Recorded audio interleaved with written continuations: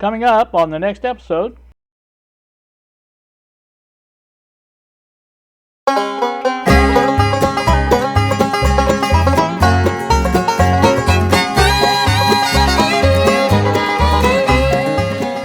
Good Tuesday evening to you all, YouTube. It is 8 p.m. and I am here at the bench once more. I had a couple of items delivered today, and I thought we would go over those a little bit and see what we got. So first item was the Kodak PlaySport. This was, I paid $15 for this. I got it on eBay.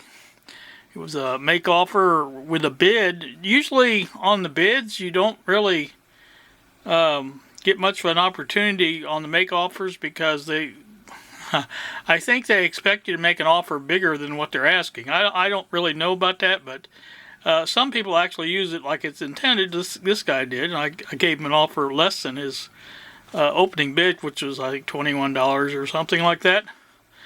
And he went for the $15. So it appears to be in fairly good shape, I should say. The battery seems to charge up, and of course it didn't have a memory card with it, but that was stated. It does have a battery, and it does work. Let me turn it on here. So, you know, having it to be working is a really good thing. And there you can see, it doesn't appear to have a very well low light, I guess, pickup, but or artificial light maybe that's what it is. But again, it does seem to work all right. So, like I say, that's what that is. I've got it on 720p, as you can see there. I think I'm gonna try it there for a while. It says I've got an hour. This is an 8 gig card in there, and it says I have an hour and 8 minutes to record. So apparently that ought to be good enough for what I do, because you know I don't really do that much. So there's that. Like I say, so far so good. I know it will connect to the computer. I've already taken a sample image. I'll probably put that in with this, and so you can see what the images look like from this. Anyway, it's not much of a video. It's just me sitting in my chair in the living room looking out the window. So,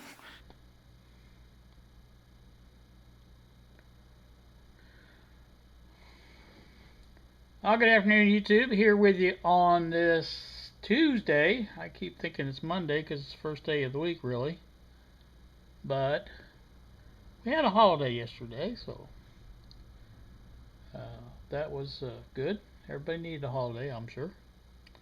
This is the PlaySport camera I'm trying out. I just put a 8 gig card in it, and it said I had over an hour to record, so I think I'm good. I'm at 720 on this. I thought I'd use 720 on this one. I use WVGA on the Playful, but Z1. This is ZX3, I think, is what the model number is. Not really sure, but I think that's what it is. Just wanted to do a little sample video and see how well it records. And that's what I'm doing.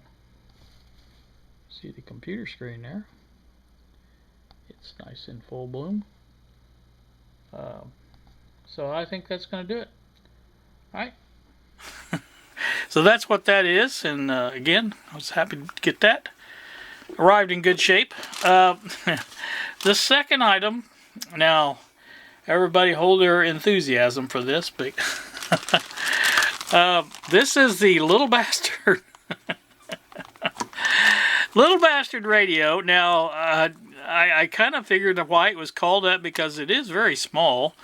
You guys, this is the North American. You can see the difference in the size, and of course this is a pocket transistor, the North American is, so this would be considered sub-pocket transistor, I guess.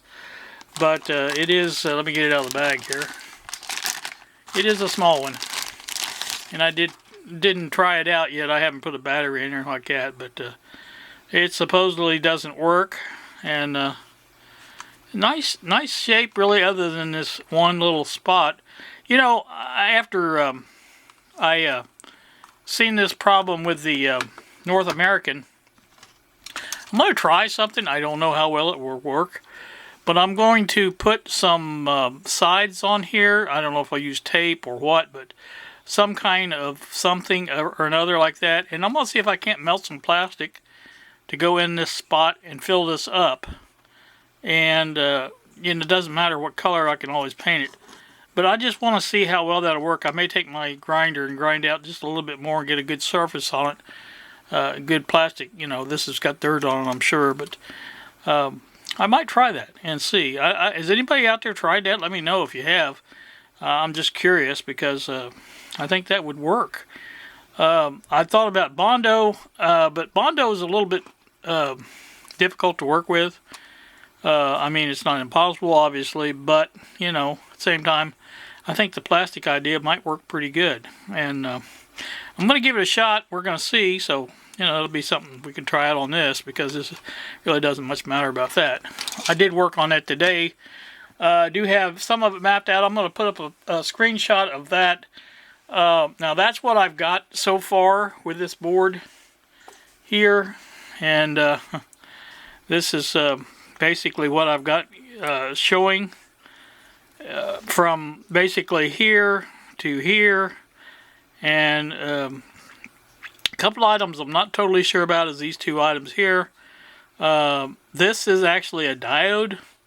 I know it's a transistor, but it's set up to be a diode. And as you can see on the schematic, it just says, excuse me, diode, but that's what that is. I just wrote it in there that way. And so I'm not showing the connection between the emitters and the power, which is coming off of this resistor here.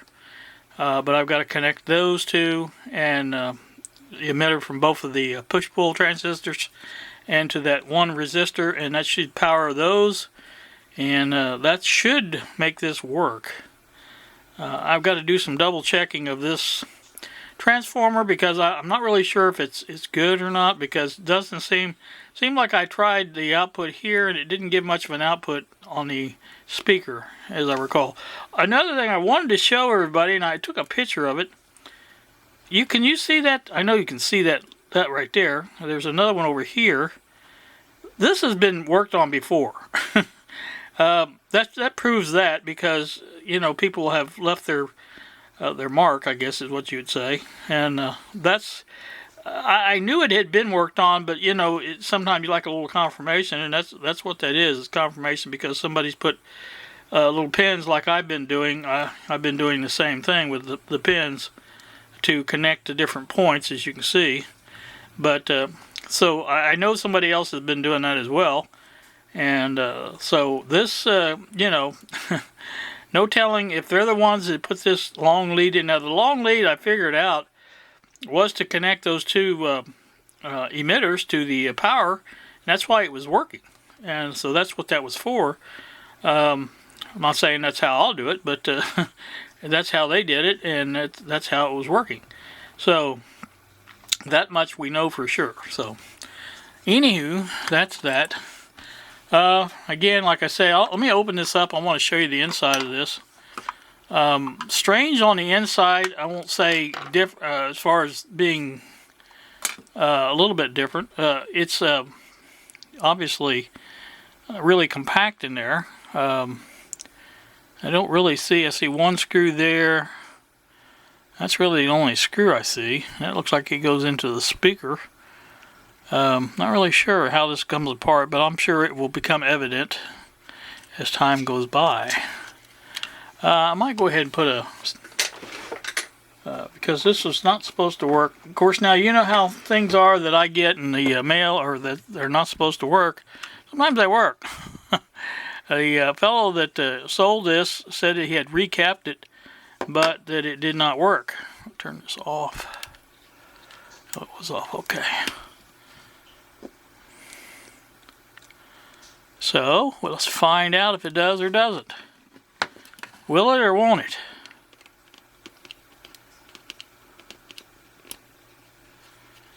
And the answer is no. no audio or anything. So it should be an easy troubleshooting task. I think I'm going to use the, as I said before, use the BDST probably, and just do a test on the volume, high side of the volume, and if that proves to be showing radio functions, we'll know it's all in the audio. Now, as this guy said, he recapped it. That's generally, if you're doing ECAPs, which I assume he did, is the audio section. So that's a good indication that maybe he did something wrong. Never can tell.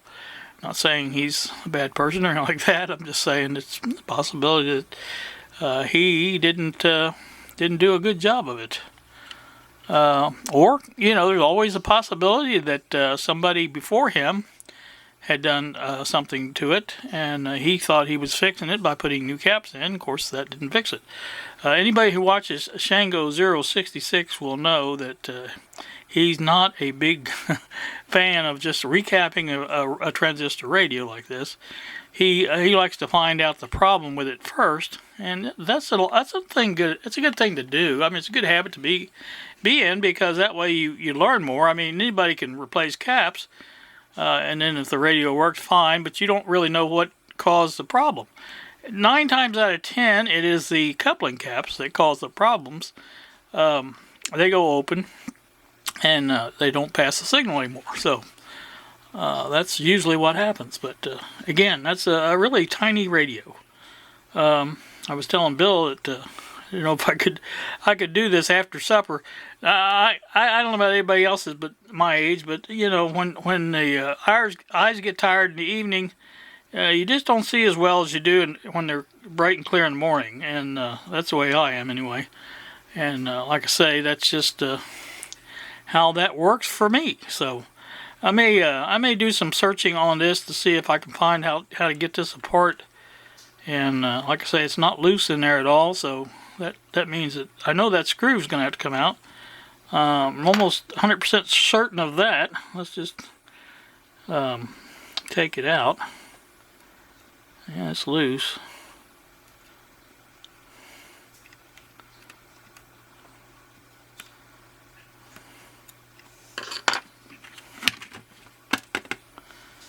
There it is.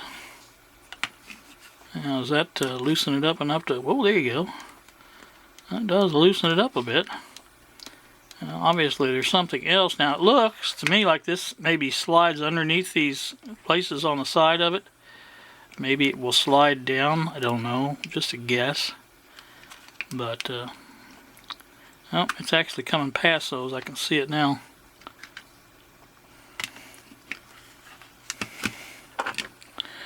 I don't mean to fix this tonight, but like I say, if it's... These things here seem to be something holding it in. I don't know for sure. There's no telling.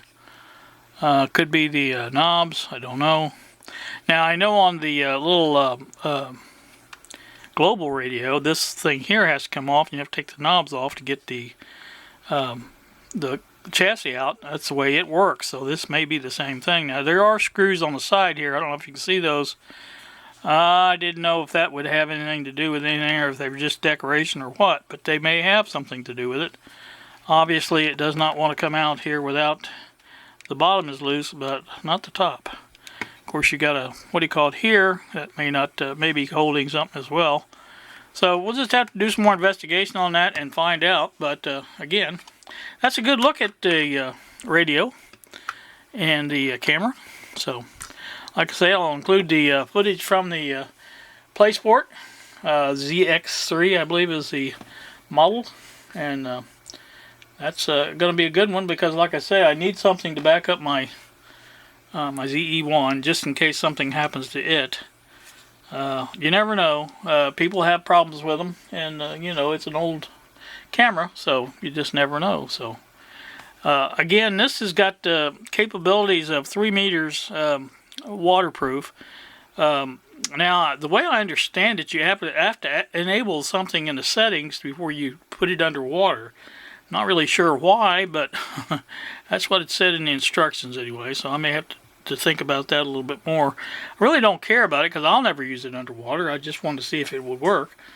And I really wouldn't want to run the camera just to see if it worked. So let me see if I can clean the screen off a little bit. I think I've gotten some fingerprints on it. Or it may be scratched, I don't know. Yeah, it cleaned off a little bit. It's got a little bit of a scratch there. It's not the end of the world kind of scratch, I guess. But anyway, that's not bad. I'll take it. $15. So, alright, you guys have a great day. Thank you so much for watching, and we will see ya.